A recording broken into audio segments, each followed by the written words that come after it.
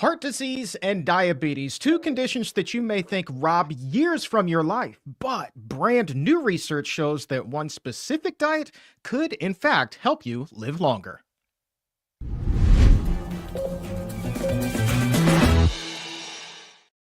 Come on in, my friends. The water is fine. And welcome to the Exam Room Podcast, brought to you by the Physicians Committee. Hello, I am the weight loss champion, Chuck Carroll. Thank you so very much for raising your health IQ with us coast to coast and around the world in more than 150 countries, making the Exam Room one of the most consumed nutrition podcasts anywhere on the planet today. And today we are diving into new research just unveiled at the 2025 American College of Cardiology's annual scientific session. Very promising findings for millions of people who are living with diabetes or heart disease.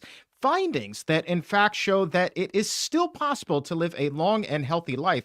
And more than ever, a healthy life, we are discovering that food is medicine.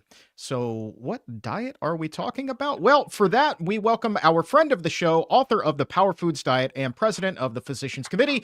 We welcome the one, the only, Dr. Neal Barnard back to the Exam Room. Thanks for being here, Dr. Barnard. Great to see you, Chuck. Great to see you. And if there's a question that you have for Dr. Barnard, please go ahead and drop it in the comments or in the chat. We're going to get to as many as we can here on the show today. And if the idea of living a longer and healthier life excites you, be sure to like this video and to subscribe to us right here on YouTube. That really does help get this healthy message out to as many people as possible. No surprise here, Dr. Barnard, that the diet that we're talking about here is a plant-based diet. These are still some pretty important findings, aren't they? Well, they sure are. And we've had indications along these lines for quite a long time, I have to say. And it's particularly important now because life expectancy is actually declining now. We're doing worse than we were before. But you could go back about 20 years ago. Gary Fraser at the Adventist Health Study said that their findings suggested that if you followed a healthy diet and lifestyle, you could add as much as a decade to your average longevity, the average longevity of a population. And he broke it down. And of course, smoking plays a role. If you smoke, you're going to die sooner. There are other things like if you are obese, if you use certain drugs, they might affect mortality too. But right at the top of the list was a healthy diet. And when you're talking about healthy diets, vegan diets, plant-based diets are the ones that are clearly the ones to be preferred. All right, let's go ahead and pull some stats from this particular research that, again, was just unveiled last week. Reading from a press release that crossed my desk here, it says that the authors focused on data from, get this, Dr. Barnard, nearly 78,000 people with cardiometabolic disorders here in the United States, but then also in the United Kingdom and China, pulling data from highly reputable studies like the UK Biobank and Haynes, which we've talked about a lot here on the show, and the Chinese Longitudinal Health Longevity Study. And they found that on average, those who ate a healthy plant-based diet, that resulted in a 17 to 24% lower risk of death from any cause, as well as cardiovascular disease and cancer. And we're talking about a population that had heart disease and diabetes to begin with. That is very significant, and I would assume music to the ears of those millions of people who are living with those conditions. Well, it's really important. And let's say a person doesn't yet have heart disease or they don't have cancer so far as they know. That's important. These are important for everybody because if you look at what kills people, what are the big causes of death? Heart disease is number one. Cancer is number two. Now, after that, they've shuffled around a little bit. COVID was up top. It's down number four, but accidents are number three. So heart disease, cancer, accidents, then COVID is number four. Going after that, we look at stroke. All of these things are related to choices that we make in certain ways. But with regard to the big drivers, heart disease, cancer, it's animal-based foods are a huge, huge contributor to both.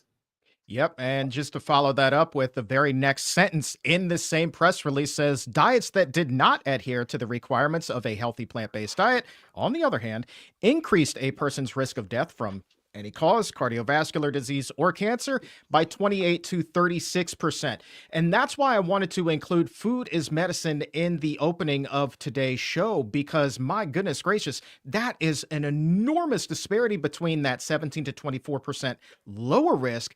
And then you get an even greater risk if you aren't eating these healthy fruits, vegetables, legumes, that healthy plant-based diet. Enormous factor that diet has on our health, Dr. Barnard. Yeah, and when we look at recent trends, I have to say it's a bit troubling because, Chuck, we know more than we ever did about the way a diet can affect our health and the way it can affect longevity. But some people aren't really putting that to work. And with regard to longevity in recent years, as you know, our life expectancy is declining bit by bit by bit by bit. We're seeing this both in men and women. And the question is why? Well, COVID is an obvious contributor. When COVID came in, it could wipe people out. Now, if you didn't get COVID, it shouldn't affect you, but it affected the average life expectancy. So right now, the average life expectancy of an American is about 76 years. So from the day they're born, they are likely to live 76.1 years. If you're a woman, 79. If you're a man, 73. But let's say you don't get COVID.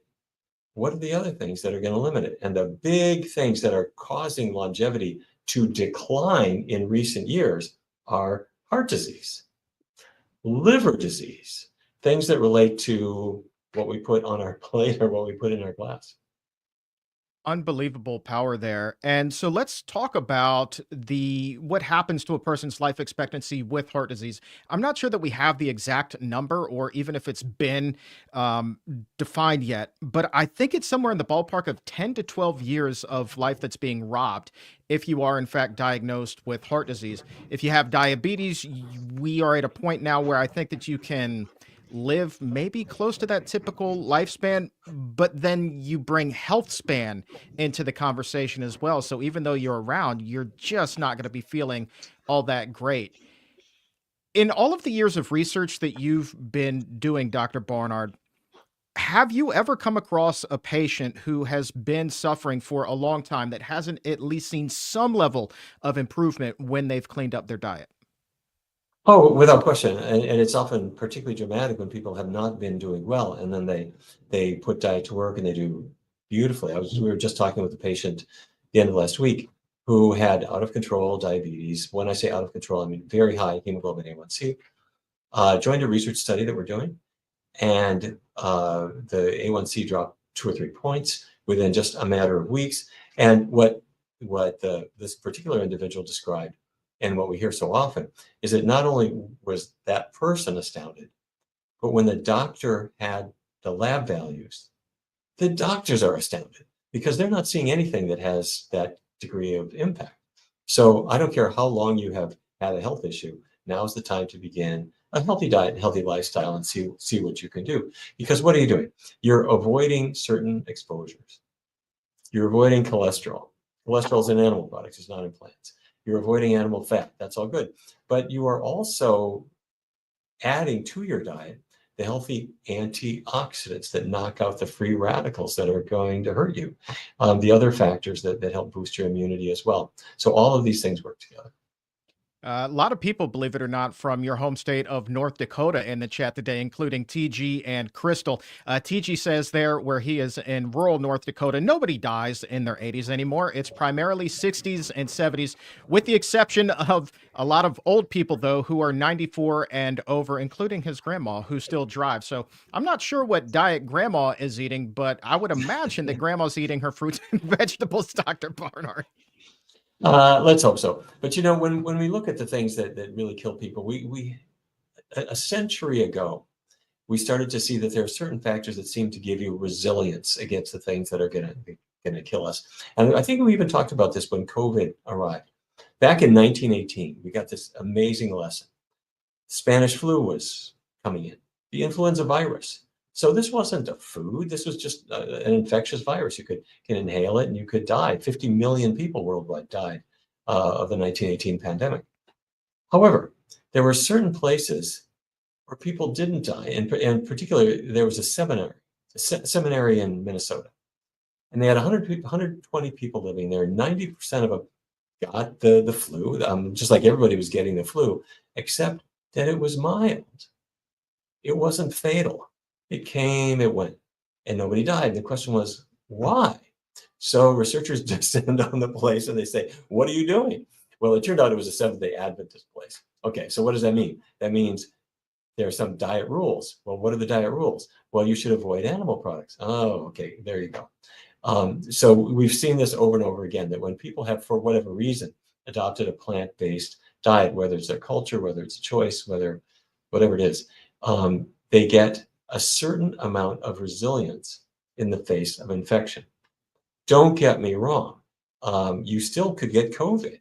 You could get influenza. You can get all these respiratory viruses. But on average, your immune ability to knock that invader out is going to be stronger than it would be if you weren't on this healthy diet. So there's a lot to be said for this diet. And it's not just a question of avoiding cholesterol and avoiding fat, the usual things, but it's also the dietary quality that helps you repel these potentially fatal invaders. Yeah, I was just going to ask, like, which is more important? Is it the plant-based diet? Is it the fruits, the vegetables, the whole grains, the legumes? Or is it the fact that you're not eating the things that are laden with fat and cholesterol and all of those things that we know can lead to a premature grave? It sounds like they're equally important here. Yeah, we do get some clues from in vitro research. What you do is you take white blood cells, because the white blood cell is what's going to swallow an invading virus or an invading bacteria. White blood cells make the antibodies that knock them out. Well, white blood cells do not work very well in an oil slick.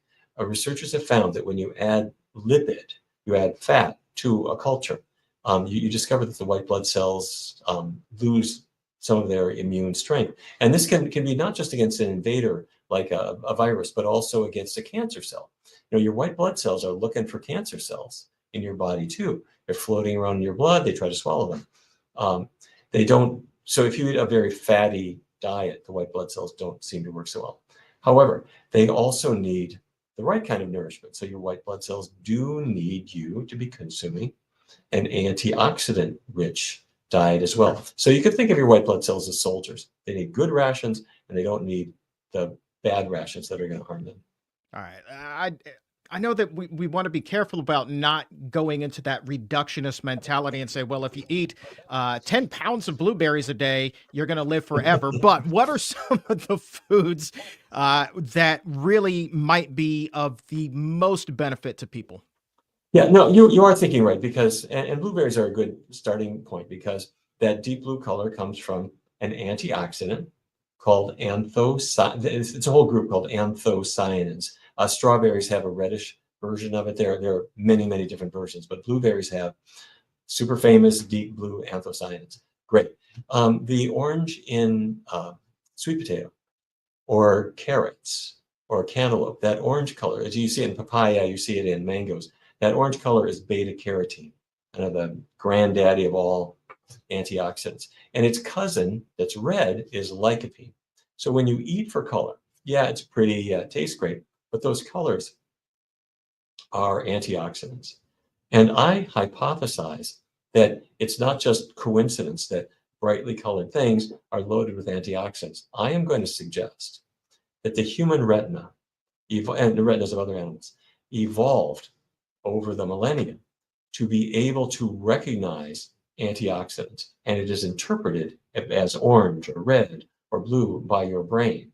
And so your body has the ability to seek them out and paint them positive, like, oh, I like that. That looks attractive. Let me go get that. And because people who didn't recognize them and didn't eat them didn't survive. So let's talk about then maybe somebody's listening to this and they're like, well, I like what he's saying. I think that I could do a plant-based diet, but it might not be the healthiest plant-based diet. Fruits, vegetables, the whole ones, just not my jam. I'm more of a potato chip and French fry kind of guy. What do we know about somebody who is still eating foods that are definitely higher in fat and sodium and things like that, but still are plant-based compared to somebody eating that standard omnivorous diet? Okay, let's say two things. First of all, it is good to get away from meat and dairy, period. No matter what you eat in their place, it's good to get away from them. And the reason I emphasize that is some people say, well, if I go to a vegan diet, but it's not the healthiest vegan diet, I should just stay as an omnivore. That's a mistake. You want to get away from the meats and the dairy products, get away from the animal products. Having done that, choose the healthiest of the foods that are on your palate. And that can be fruits, vegetables, whole grains, the range of legumes, and get away from the bad guys. Oily foods, especially coconut oil, palm oil, they're high in saturated fat. Get away from the fatty junk and overly processed things. But it's a mistake to say, well, I should just stay an omnivore unless I'm doing a perfect vegan diet. It's also a mistake to beat up too much on processed foods. When people are eating processed cereals, for example, we do not see an increased risk of diabetes. You do see an increased risk with processed meat, but not with processed cereals and that kind of thing. So sometimes people are too quick to beat up on things that have had some processing. The vegan processed foods, at least in the epidemiologic studies, aren't associated with a higher risk of diabetes or higher risk of cancer and that kind of thing. I'm glad you brought up processed meat because we know that the World Health Organization has classified them as being carcinogenic. But for the purposes of today's conversation, in terms of what it could do to a person's risk for diabetes and for heart disease, we're talking about processed meats here, Dr. Barnard. Processed meats in terms of diabetes and heart disease. What do we know there, even though the World Health Organization has classified them as being carcinogenic? So, are they equally as bad for those other conditions? Years and years ago, the evidence piled up on colorectal cancer. So processed meats clearly increase the risk of colorectal cancer. That's what they're famous for. We know if you have bacon, you have sausage, you have hot dogs, you have ham, your risk of colorectal cancer goes up. However, that's not their only big problem. They are strongly associated with diabetes risk too. So you want to avoid the processed meats for those reasons and many others. And in fact, some of these are surprises. Did you know that processed meats affect lung health? Like, who would have thought that? It's not like you're smoking a hot dog. I mean, how could this be? At least, hopefully, you're not. But what we have seen is that when people eat a fair amount of processed meat, it appears to be something about the nitrogenous compounds in them that increase the risk of chronic obstructive pulmonary disease. So there are risks all the way across the board. That said, what if I'm eating unprocessed meat, a steak or chicken? Those are associated with diabetes risk too. Not quite the increase we see with the processed meats, but still a serious increase. All right, let's do a quick little audio check. Can you hear me now? You're faint, but I can hear you. Am I coming through loud and clear? Oh, you are loud and clear. The chat room is just blowing up, saying that my, my microphone has gone bye bye, which is no good for the purposes of today's conversation. Wait, there you are. Hello. You're coming back. Oh, okay, good. I'm glad to hear that. That is very interesting. Sorry that happened. So let's grab a couple of questions from the chat room. I want to take one that's a little bit off topic, but I thought was kind of important because it goes back to what it was we were talking about earlier when it comes to the overall picture not being a reductionist mentality when it comes to diets. PG, who lives in North Dakota, says that banana inhibits the absorption of berries for antioxidants. Are there any oranges, or can I eat oranges with my blueberries? Or when we talk about something like this, are we just getting too hyper focused on one thing? What is your, I don't know, message to somebody like that? I think we are getting too hyper focused. That said, you're not wrong. There is some evidence that when people eat the blueberries with bananas, that some of the anthocyanins aren't going to be as absorbed. However, if your diet is rich in blueberries and you have plenty of bananas around too, you can either eat them at separate times of day, which you can do, or you can just not worry about it because they're both going to be rich in your diet. Gotcha. Okay. And then we have a question from Melody looking for a little support. Let's crowdsource this one. For those in the Chicago area, are there any in person or virtual whole food plant based support groups? Well, this is a plug. We have a diabetes support group that we run every week here at the Physicians Committee. And if you go to pcrm.org/events, you can certainly get linked up with that. That's pretty cool. I want to talk a little bit more about the unhealthy plant-based diet versus the healthy whole food plant-based diet. I think I'm thinking about, again, the person who would be going to Burger King and getting the Impossible Whopper with the fries that we've already talked about. At that point, are we talking about maybe just breaking even I mean, let's just talk a little bit more about that because I don't want to vilify anybody that's getting animal products off of their plate, Dr. Barnard. I just there is very much, as you know, this segment of our plant-based community that is all in for the healthy, whole food, plant-based, even salt, oil, and sugar-free. So, if you were to rank that in terms of good, better, best, or even on a traffic light system, red light, green light, yellow light, where would that type of diet fall that is, in fact, plant based, but doesn't adhere again to the parameters that we've been talking about with the healthy plant based diet today? Okay. If a meat eater who was going to order a big meaty burger instead has an impossible burger, that's a move in a better direction. It's a healthier version. It's not enormously better, but it is better. I mean, there's no animal products in it. There's no animal fat. The problem is that the Impossible Burger was not invented for vegans. The Impossible Burger was invented to seduce meat eaters into eating something that had almost as much fat as the original. So they would be eating something plant-based, but that reminded them very much of a meaty burger. And so, it is modestly better. I would say significantly, but it's not the dramatic difference that you'd see if you were eating a truly low fat, like a bean burger or something like that. So I'm glad that a meat eater will switch to Impossible or switch to Beyond, but they would do better still to make an additional choice to get to the really low fat products. Let me ask you this. We were talking about the term food as medicine here today, and we talked about it also recently with Dr. Columbus Batiste when he was on the show. Mhm. It seems like more and more we're seeing physicians actually put a priority on that. We see things like a prescription for produce pop up in practices here and there. But when do you think the tide is going to turn where you can walk into even your GP's office and they will begin to really counsel you on your diet and prevention of these things as opposed to just reaching for that prescription pad, getting you over to your local CVS and telling you have a nice day? Chuck, I think the federal government has riffed your microphone. Again, again. That's right. Your microphone might have lost its job if it's a federal employee. Anyway, bring it back. But let me answer your question.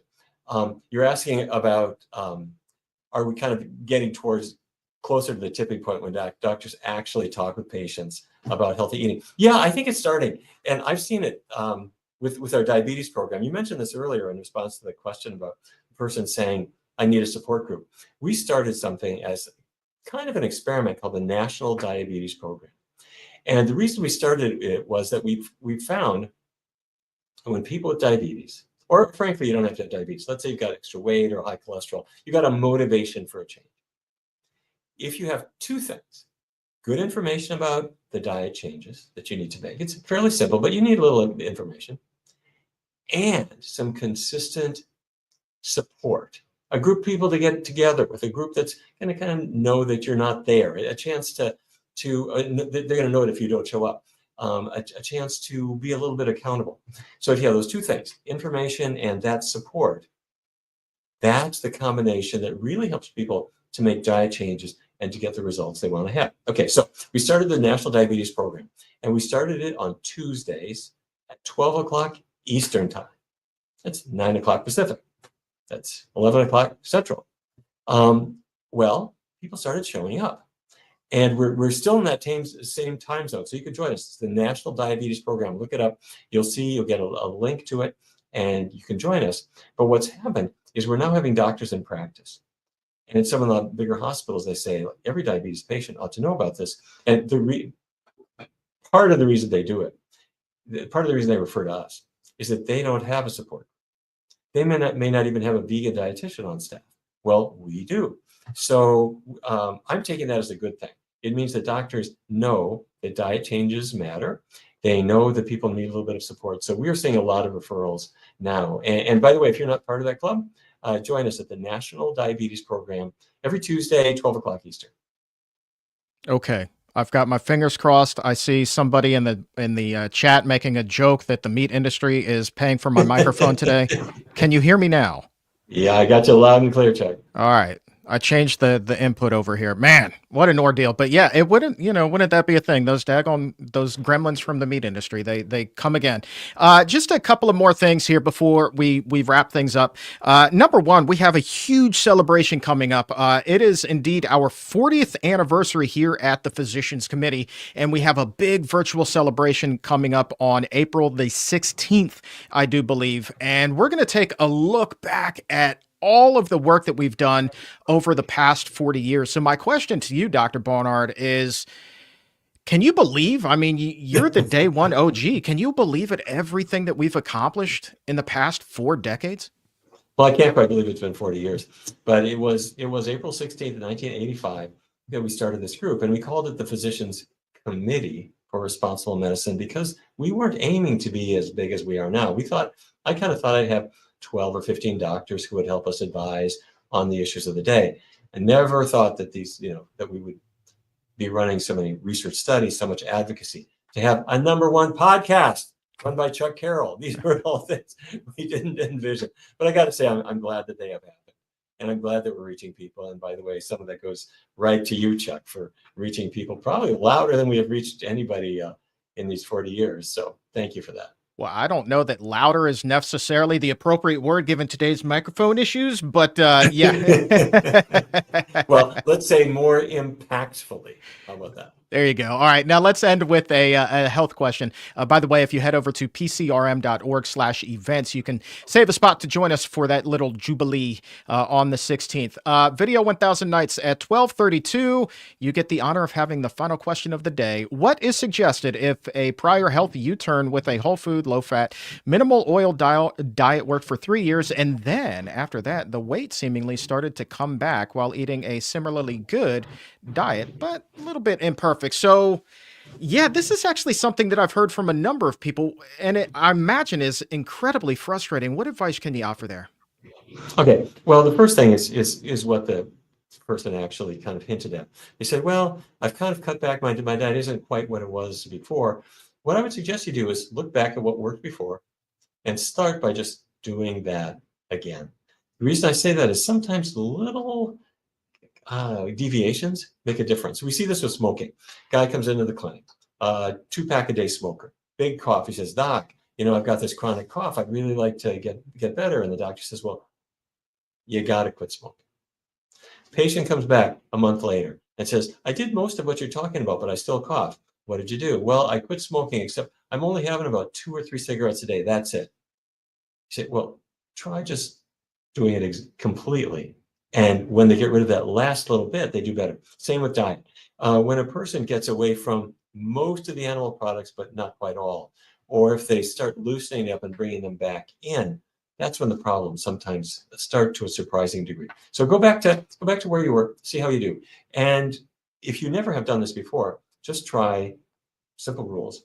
No animal products at all. Not fish on your birthday or whatever, just don't have them. Keep oils really low, oily foods really, really low. And if you haven't laced up your sneakers in a while because the weather's not good or whatever, well, find a way to start doing that and bring in all the other lifestyle factors that you know are helpful and see if that doesn't get you back on track. And you know what? Like I famously do, I'm going to sneak in one more question because you brought up lacing up your sneakers. When it comes to heart disease and diabetes, the two conditions we were talking about at the beginning of today's show, how important is it that somebody get up off of the couch and get moving for leading that healthier lifestyle? Exercise is really helpful. Exercising muscles are able to take glucose out of the blood without insulin or with very, very little. So exercise is a great thing, same for your heart.